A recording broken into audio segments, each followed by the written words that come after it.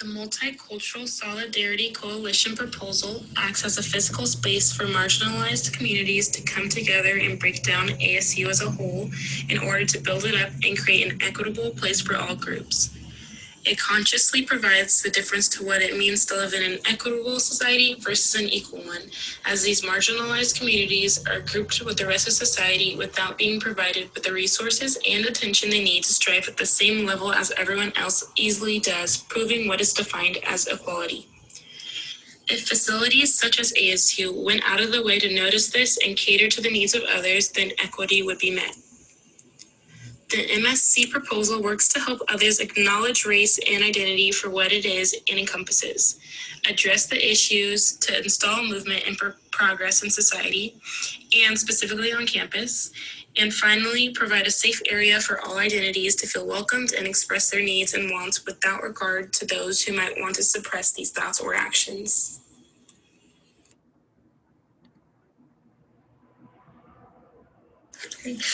Hi everyone, my name is Rachel Montemayor Blythe, and I will be talking to you today about the sources we have chosen in response to MSC and President Crow's statement.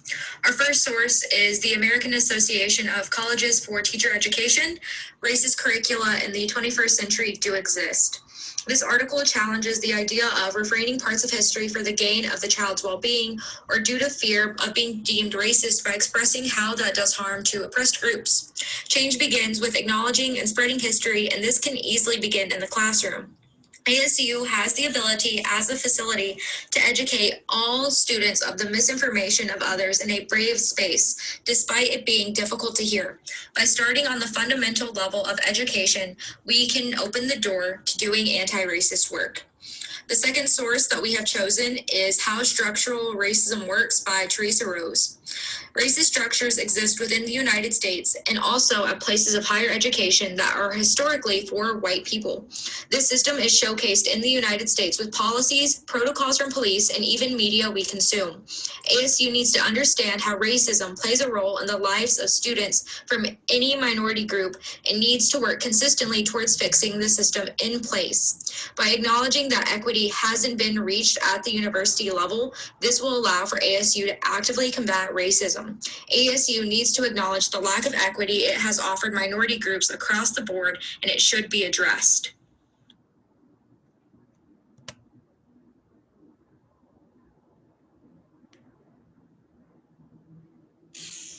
Why is it important to not only discuss racial injustice, but to actively be part of enacting justice? The main reason that it is important to not just discuss, but to actively protest racial injustices is that you are enabling the problem if you don't actively fight against it. And enabling a problem can be just as dangerous as supporting said problem, because if it gets let slide, then people can be like, oh, well, no one's protesting it, no one's talking about it, so it must be okay. But that's not the goal here. The goal is to actively support the part of enacting justice so that people can eventually live in a safer community. Not only that, but not everyone who is affected by racial injustices can stand up for themselves. For example, Black victims of police shootings. They can no longer stand up for themselves and protest against these racial injustices. So everyone needs to be able to stand up and fight for their rights. Overall, just support what you believe in and be nice. Don't just be pacifist, be active in your community.